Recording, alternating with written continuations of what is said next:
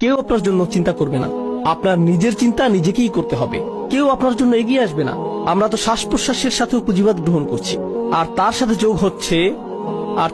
যোগ হচ্ছে আমাদের সমষ্টিগত জীবন।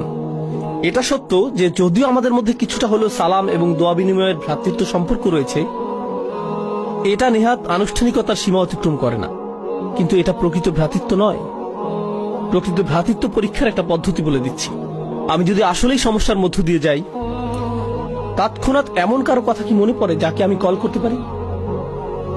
কাকে কল করার কথা তাৎক্ষণিক আমার মনে পড়ে? মসজিদের ভাইদের কথা কি মনে পড়ে?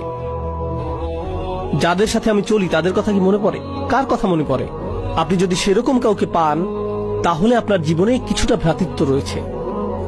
কিন্তু আপনি যদি দুইবার ভাবেন, এই ব্যক্তিকে বললে সে আমার সম্পর্কে কি ভাববে, এই ব্যক্তিকে বললে সে কিভাবে এটা আমার বিরুদ্ধে ব্যবহার করবে, আপনাকে যাচাই বাছাই করতে হয় আপনার সমস্যাটি কোনো ব্যক্তিকে খুলে বলবেন কিনা, কারণ আপনি নিশ্চিত না যে সে এই কথা আরো 20 জনের সাথে বলে বেড়াবে কিনা।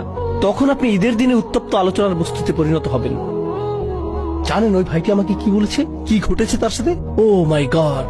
আপনি অন্য কারো উপভোগের গল্পে পরিণত হতে চান না, এই জন্য নিজের মুখ বন্ধ রাখেন। জানেন এর অর্থ কি? আপনার জীবনে ভ্রাতৃত্ব অনুপস্থিত। একজন ইমানদার অপর ইমানদারকে যে সতর প্রদান করার কথা, সেটা আপনার নেই, আপনার তা নেই।